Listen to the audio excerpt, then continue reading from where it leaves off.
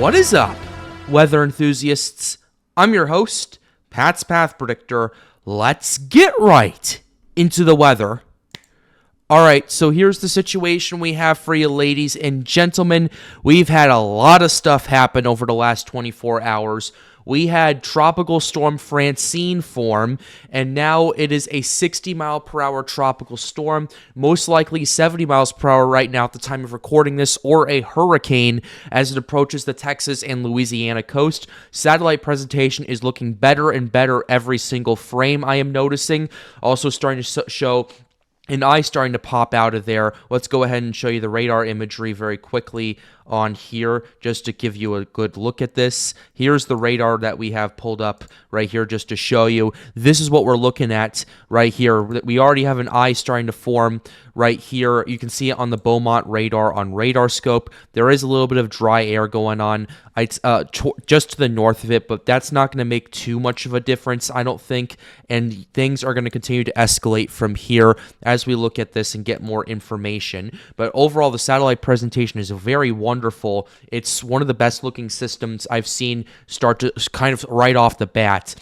And I told you guys yesterday this had a really good starter package. Well, it's using it to full effect, because here's the situation that we have right now. Here's the latest public advisory on Francine. We have 60-mile-per-hour winds, maximum sustained wind, pressure of 996 millibars. So the pressure has plummeted since this morning. It was at 1,002 at the 10 a.m. advisory. Now it's down to 996, and it looks to be either a hurricane or a 70-mile-per-hour tropical storm at the 5 p.m. Eastern Time or 4 p.m. Central Time advisory for those of you living in Texas and Louisiana. We have storm surge and hurricane watches in effect right here. Let's go ahead and show you the graphics. Right here for the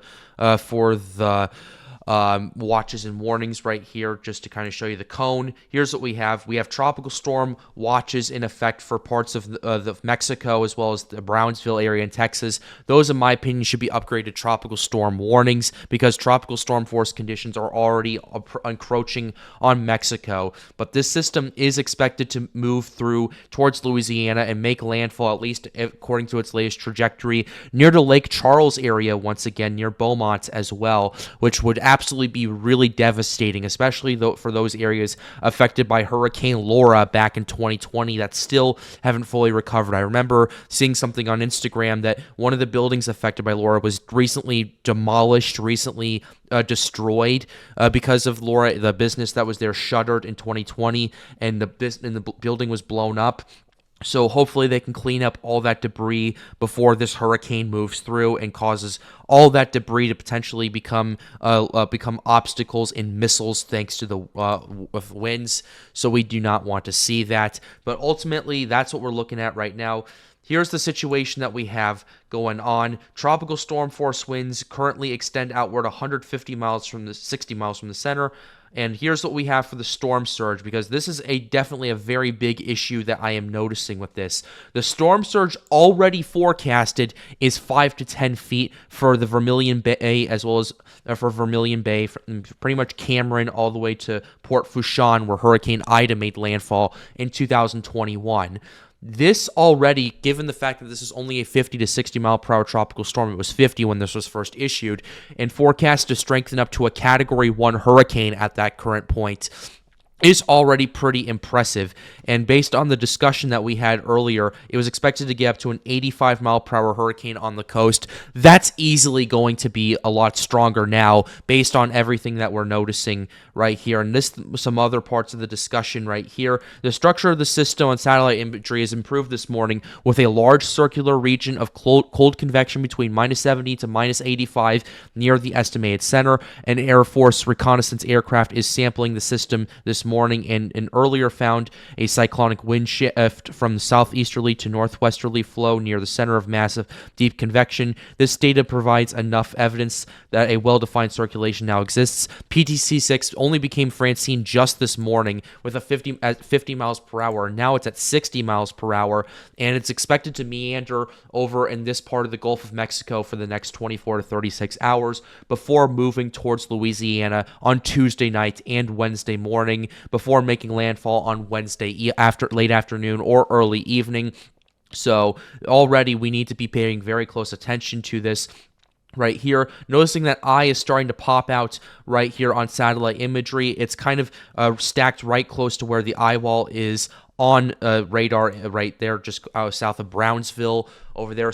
There is a little bit of dry air that's kind of starting to move into the structure of it just a little bit, but it's ultimately not making too much of a difference right now. So we're going to have to pay attention to that real quickly. But regardless, things are going to be pretty interesting no matter what. Things are going to continue to rapidly escalate from here as some models are now already forecasting Category 2 strength for the system making landfall. And I've been talking to my guys at Storms United who think this could ultimately get up to Cat 2 or Cat 3 strength as it approaches Louisiana. And it definitely has the conditions and that it factor for that to happen. But regardless, satellite presentation looks pretty impressive right now. I'm not using the Tropical Tidbits satellite because if I go ahead and show you this, it's outdated. The last frame was at 10:25 this morning. It's ultimately not doing too much. The GOES imagery is running very behind. We need that fixed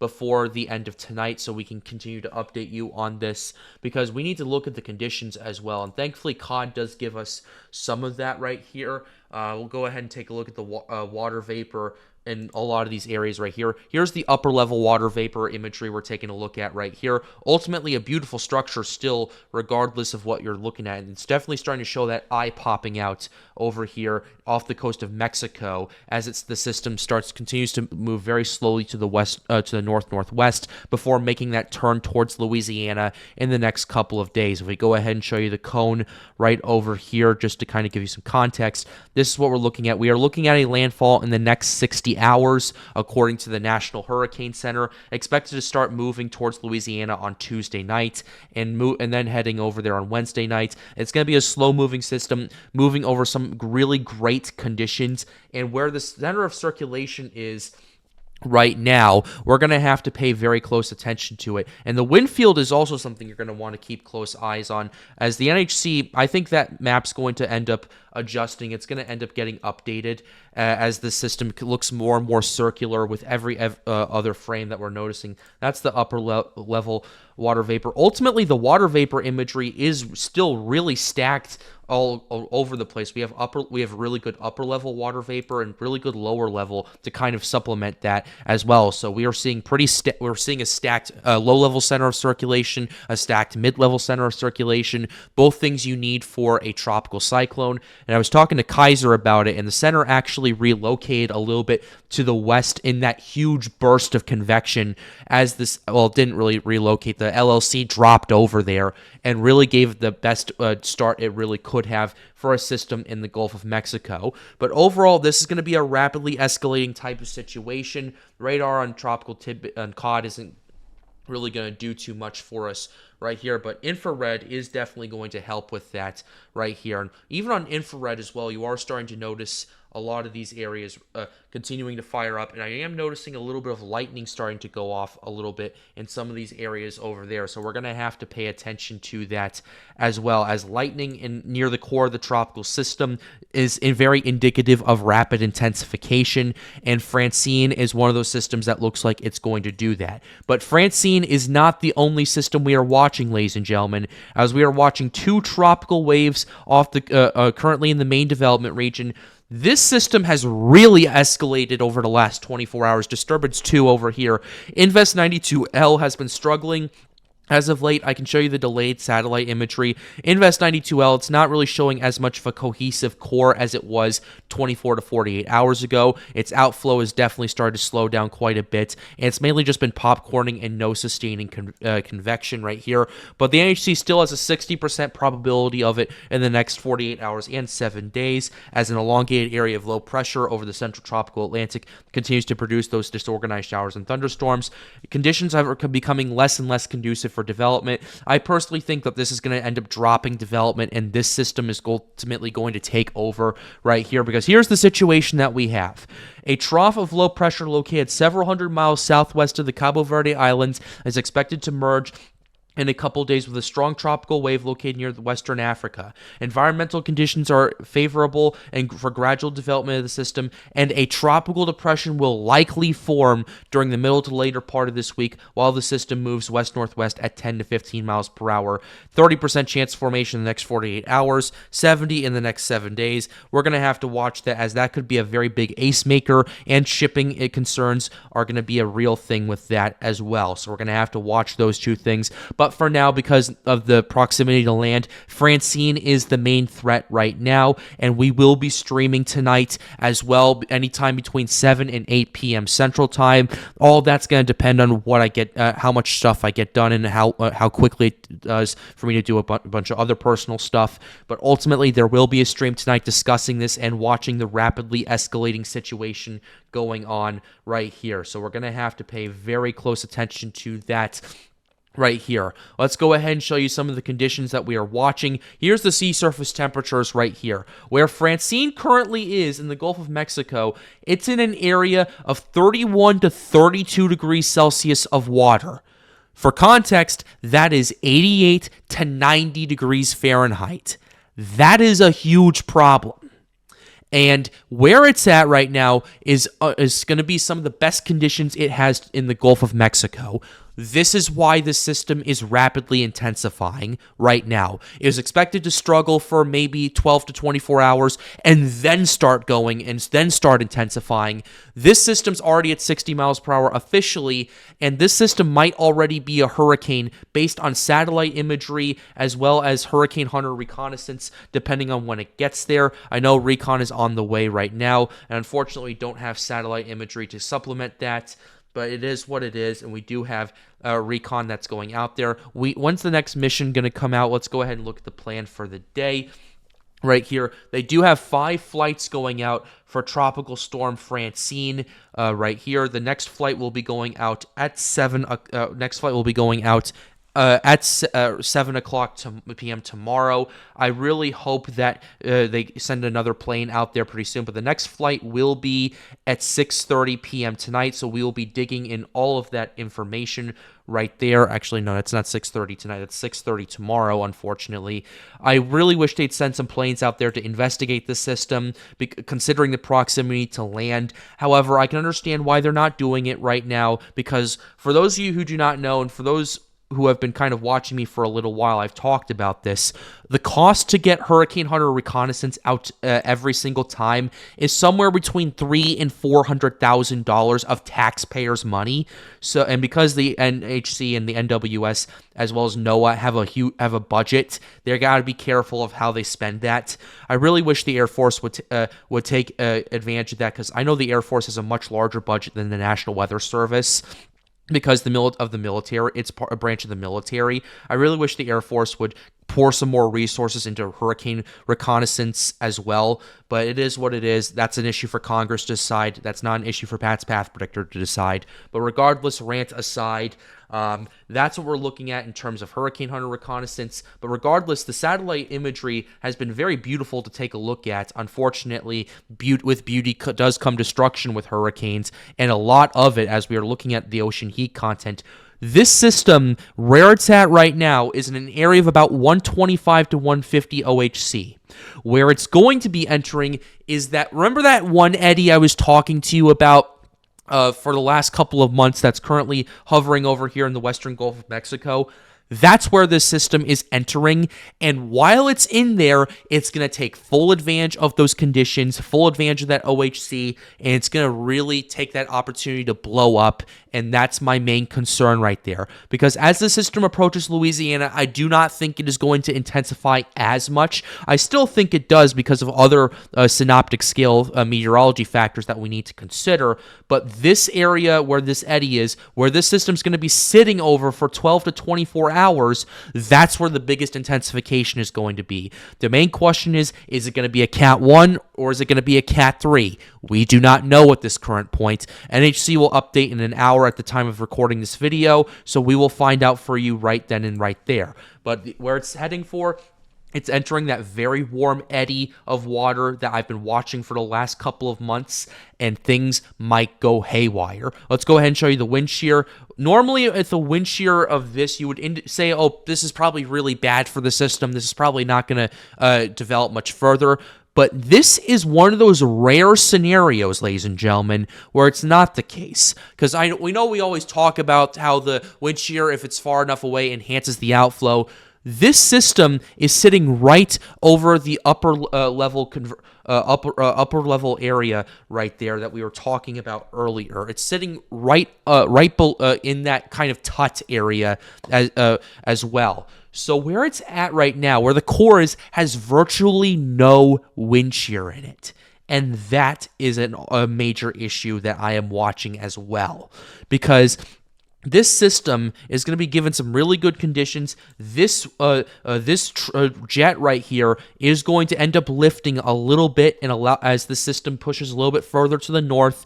And while this jet, yes, will enhance the outflow most certainly, it's also helping tighten up the pressure gradient, and it's helping tighten up all that wind field, which is why the system is going off the way it is right now. It's literally the perfect storm, as one of my mods, Kaiser, likes to talk about, which he will be helping with the stream, but behind the scenes getting me stuff and information to show you guys. So hopefully he comes on for a little bit, but if not, that's okay. But regardless of that, still a very impressive storm to deal with.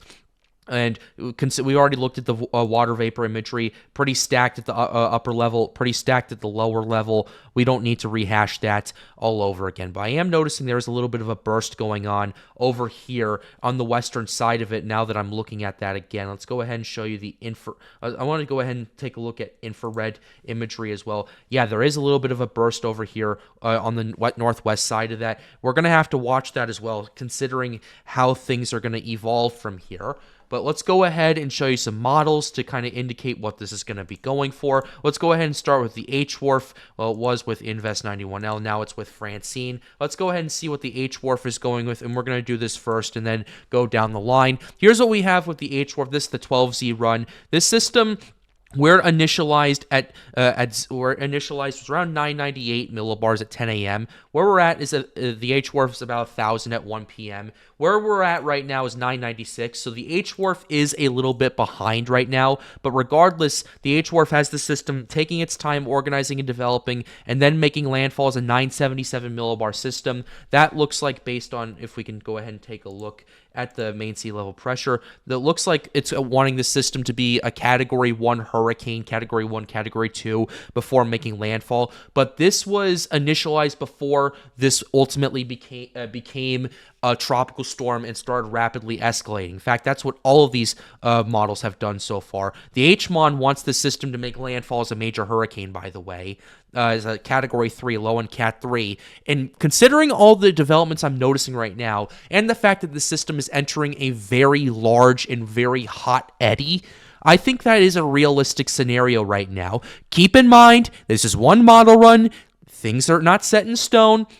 But the HMON definitely is onto something, in my opinion, based off of this. Although I do think the most of the rapid intensification is going to take place off the coast of Texas, and still, instead of heading right towards Louisiana due to shallower waters thanks to the continental shelf. Let's go ahead and show you the HAVS A run as well. HAVS A has been pretty interesting. Very compact system the HAVS A wants, as the system is expected to make landfall in southern Louisiana as a Category 1 or Category 2 hurricane, most likely Category 2, according to the HAVS A right here. HAVS B, we can also take a look at that as well. The HAVS B wants the system to ultimately get up to major hurricane strength, which is pretty interesting, but level off a little bit and then make landfall as a Category 2 as it moves near Florida. Not Florida, but Louisiana. But the good news with this is, I will say, is if this were to continue right here, it would enter a relatively rural area of Louisiana. But I have noticed a bit of a westward shift in the track, which, in my opinion, would push that closer to the Lake Charles Cameron area than Vermilion Bay, which would be really bad considering these guys dealt with Hurricane Laura and Zeta and Delta back in 2020, they definitely do not need another system like this, and we will have to watch it here on the Pat's Path Predictor channel. Be sure to leave a like and subscribe to the channel if you are new. We're going to be streaming tonight, so be sure you do not miss that. It helps us get more people engaged with weather. Shout out to Daniel as an official sponsor of the Pat's Path Predictor channel. If you want to join my Patreon, it's the first link in the description down below. If you want to come join us at Storms United and talk about the tropics with Francine, with everything that's been going on, be sure to join the Discord server. The link to that is in the end screen. It should be right over there. And with that being said, ladies and gentlemen, have a wonderful day, guys. Stay safe.